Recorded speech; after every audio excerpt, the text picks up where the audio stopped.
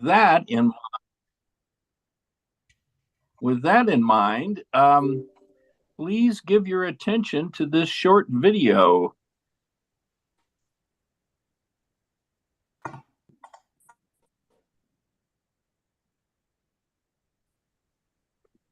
Due to COVID-19, this meeting will be conducted as a Zoom meeting pursuant to the provisions of Assembly Bill 361, which suspends certain requirements of the Brown Act. This meeting is being live streamed on the CCTA website. The chair will call upon members, staff, and other speakers by name. Please speak clearly and state your name before giving comments or remarks. Persons participating via Zoom with their cameras enabled are reminded that their activities are visible to viewers. Members participating by Zoom wishing to speak should physically raise their hand and unmute their mic when called upon. Members should mute their mics when done speaking. Citizens participating by Zoom wishing to speak should use the Raise Hand feature or dial *9 if participating via phone, and the chair or staff will call upon them at the appropriate time. Citizens will have 3 minutes to speak. After 3 minutes, staff will lower their hand and mute their mic. Participants via phone will be called upon by the last 4 digits of their phone number. It is requested that public speakers state their names and organization, but providing such information is voluntary. Written public comments received in accordance with the teleconferencing special notice for public comment guidelines are printed on the meeting agenda. If authors of the written correspondence would like to speak, they should raise their hand and the chair will call upon them at the appropriate time. All written correspondence received after that and during the meeting will be entered into the record. A roll call vote will be taken for all action items. Thank you for participating in a meeting of the Contra Costa Transportation Authority. Okay. Jackie, would you please call the roll? Yes, thank you. Commissioner Carlson? Here. Commissioner Meadows? Here. Commissioner Haskew? Vice Chair Kelly? Here. Chair Perkins? Here. Okay, we have all commissioners present except for Commissioner Haskew. All right, thank you. The next item on the agenda is public comment. The Contra Costa Transportation Authority does not condone hate speech in any form. We continually strive to make life better for all members of our community and create an atmosphere where everyone feels a sense of safety and belonging.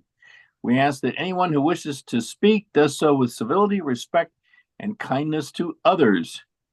Jackie, have we received any written public comment? No written public comment received. Is there anyone wishing to speak during public comment on an item that is not part of the agenda? If so, please raise your hand and staff or I will call on you. And I don't see any. How about you, Jackie? No hands raised. Okay. The next item on the agenda is the consent calendar. Do I have a motion? Or excuse me, let me start with, are there any changes, comments from the committee? Does anyone want to pull an item? Anybody from the public? Do I have a motion? I'll move to approve the consent calendar. Second. Beat you to it, Ken. Motion Kelly, second Meadows. Please call the roll. Commissioner Carlson? Yes. Commissioner Meadows? Yes. Commissioner Haskew? Vice Chair Kelly? Yes. Chair Perkins? Yes. Okay, motion passes unanimously with Commissioner Haskew absent. Thank you. All right, the next item is the regular agenda item 4A, authorization to execute funding memorandum of understanding, agreement number 679 with Contra Costa County for $1,470,000 of Measure X funds to support implementation of the Accessible Transportation Strategic Plan. Ying Smith will be presenting. Thank you, Chair Perkins. I'm actually going to turn this over to Rashida Kamar, and you have all met her. Rashida, while you're setting up the presentation, I just want to highlight that your action is to approve the agreement with Contra Costa County on the Measure X, but staff would like to use this opportunity to give you an update on the accomplishment we have under the Accessible Transportation Strategic Plan implementation. So Rashida, please Thank you. take that away. Sure, thank you for having me. So, as we all know, we had originally received $1.4 million in order to implement various aspects of the Accessible Transportation Strategic Plan, which was adopted in March 2021. And there has been a 3-year process in which we've been focusing on establishing the CE and also trying to implement some short-term strategies that were identified in the plan during these time. Okay. So just a little bit about a background on the ATSP plan. The strategies, or what I like to call the transportation gaps that were identified in Contra Costa County, were broken up in different categories. Our ability to increase local and regional mobility, improve coordination among the providers and the community stakeholders, the opportunity to increase awareness of existing services, and also developing any partnership for supportive transportation's infrastructure. Again, the strategies were broken. In the document, you're going to see it was broken up in Tier 1 and Tier 2 strategies, but basically all it meant was what were our short-term goals, what are our long-term goals. Our entire approach at this was not only identifying the gaps or the strategies in the service, identifying the funding source, which is what we are seeking approval for now, and also identifying the willing partners, in other words, the stakeholders that were mentioned earlier. Regarding the first cycle, which was the agreement was in October 2022, it was also $1.4 million. Some of that money was not spent, and so as a result, there was a rollover of those funds. Establishing these coordinations and these strategies do take a little bit of time. Some of the tasks that were identified were development and planning, user side subsidy programs, expansion and enhancement of the one-seat ride. And different from the one-seat ride was also the West County medical trips, medical one-seat trips, and development and planning of a coordinated entity, also the development and planning of a one-call, one-click call center. All of these items were in various stages of development, only because of the processes that it takes and the engagement with the different stakeholders in order to establish and roll out these programs. So this is what has happened basically between January 2023 and now. There's been a lot of dialogue. We clarified the unique role or the value proposition that is going to be offered by the coordinating entity, which was to be focusing on system coordination, advocacy, funding development, cost reduction, which is a big thing, and also providing leadership among our stakeholders. We had to define the core functions of the CE, which is up and coming very soon, and that took also a lot of coordination. And then also staffing up in 2 CTA regarding the oversight of the coordinating entity, and that's yours truly. Here's your money talking to you. So the second cycle of the Measure X, which is what we're seeking for approval now, is another 1.4, and those 1.4, we're going to be doing evaluation of ongoing work. We're going to be doing this evaluation with the input of the task force and the working group. Some of these meetings we have every month, some of them we have every other month, especially when decisions and approvals need to be made.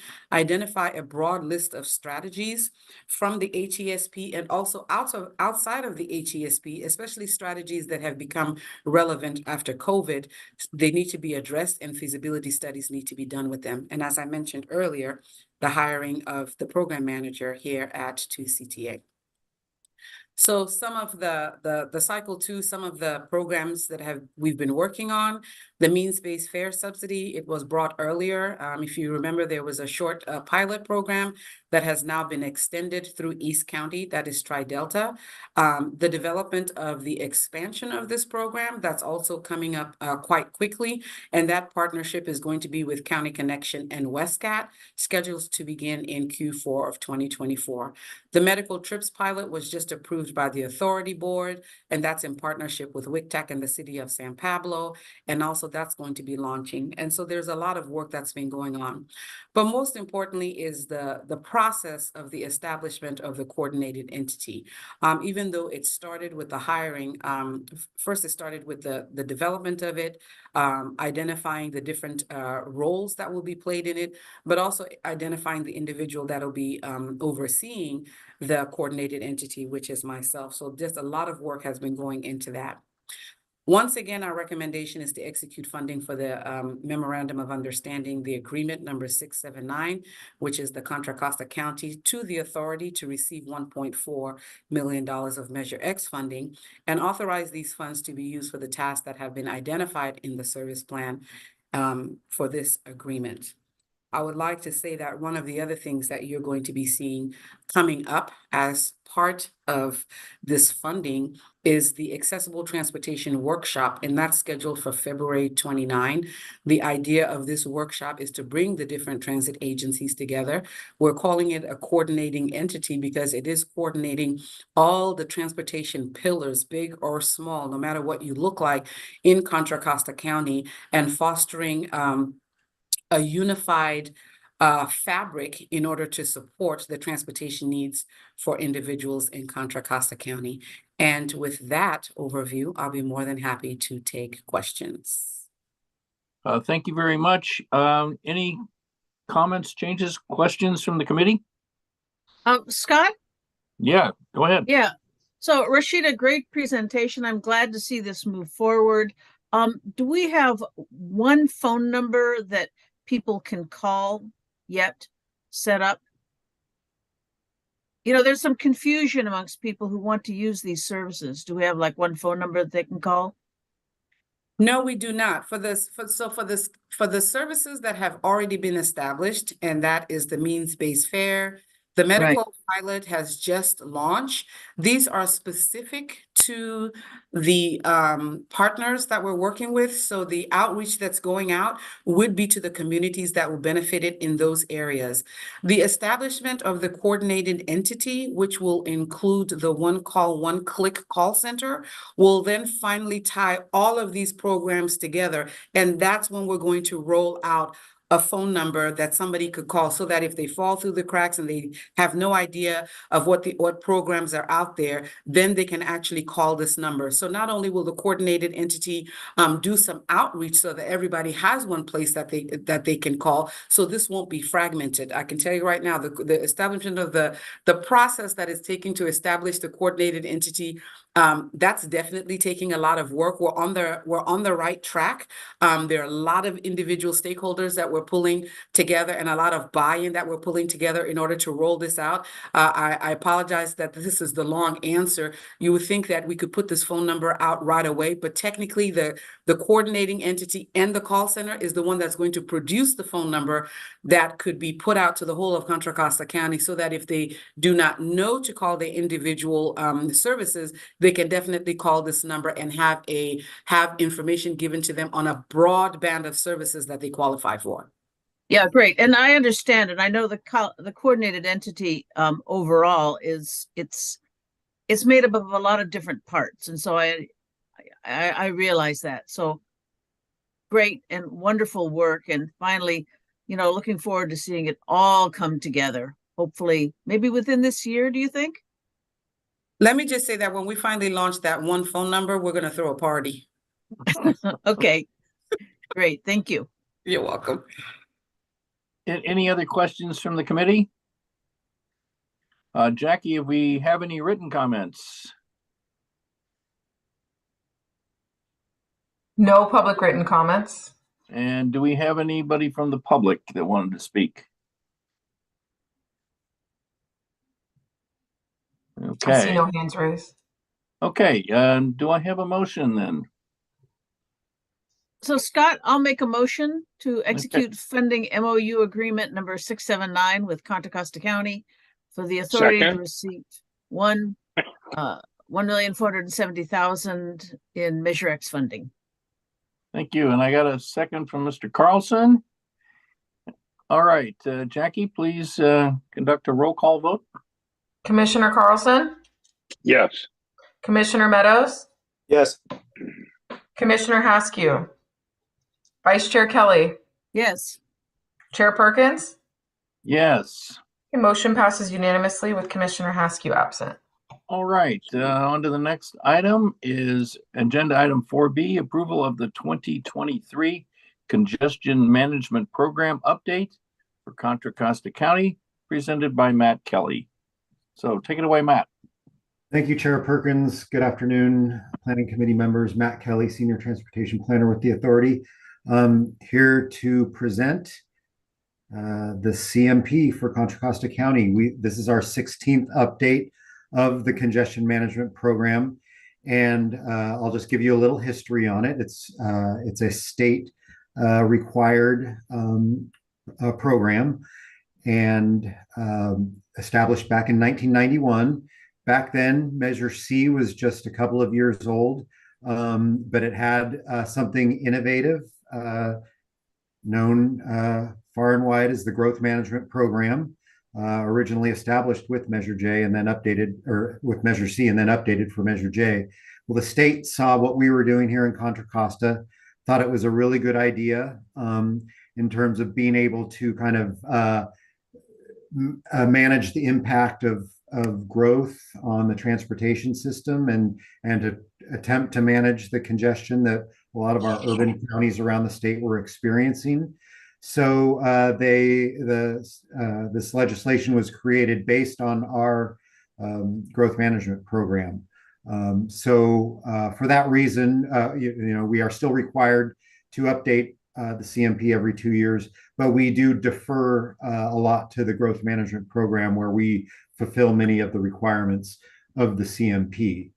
So those 5 required components of the CMP are that we establish a level of service standards on a countywide roadway network that includes all state highways and principal arterials, and that we monitor that system.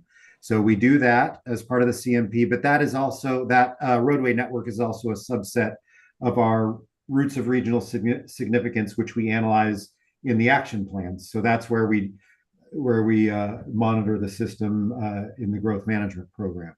So then we're also required to establish performance measures for the transportation system, in particular multimodal performance measures. So we do that in the CMP, but we're generally deferring to our action plans where we have our multimodal transportation service objectives and now regional transportation objectives. So once more, we're deferring to the growth management program activities. The third required component is a capital improvement program. Here, we veer slightly in that we have an unconstrained 7-year CIP that we update for this document, whereas in the growth management program, we use the countywide transportation plan where we have a constrained and unconstrained 25-year project list. So we're also required to analyze the impacts of land use decisions on the transportation system. Here in the CMP, we once again defer to the action plans, which set up the process for analyzing the impacts of development on the transportation system. And then the final requirement is to have a travel demand management element. We do, and we require that all 20 jurisdictions in the county have a TDM element in their general plans as part of the growth management program. So that's an overview of the state legislative requirement, the relationship to the growth management program. And now I'll focus really on what we did in this update for 2023. MTC puts out CMP guidelines every 2 years that the counties in the Bay Area that our CMAs are supposed to be consistent with.